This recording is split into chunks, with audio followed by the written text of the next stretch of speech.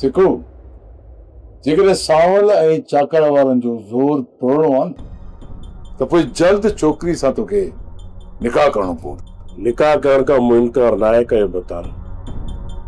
बाक़ी मां इहो तव्हांखे ॿुधाए थो छॾियां, इन्हनि जो ज़ोर कॾहिं बि कोन टुटंदो।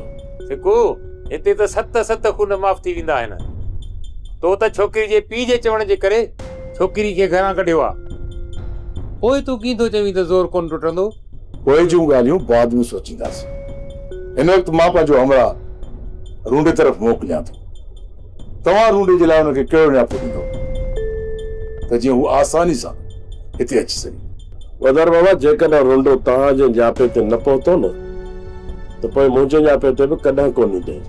हू पंहिंजी छोकिरी पंहिंजे घर मां कॾहिं तव्हांजे हवाले करे सघे थो त पोइ तव्हांजे ॻाल्हियुनि ते त पोइ तव्हांजे न्यापे ते ईंदो छो कोन?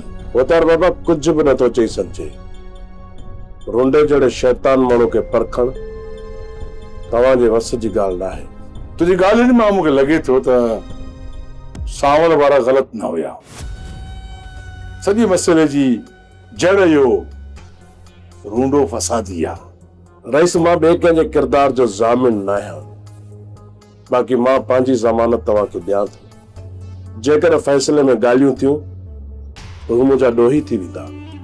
ॻाल्हियुनि जो अमल अञा परे आहे। फिलहाल त रूंडे खे तुंहिंजे निकाह जे लाइ अचणो पवंदो। माण्हू मां मोकिलियां थो रूंडे ॾांहुं, ॾिसूं त रूंडे जो रद्द अमल छा आहे। सब्सक्राइब कयो असांजो official YouTube channel Sindh TV HD drama ऐं वधीक अपडेट लाइ बेल आइकन खे क्लिक करियो।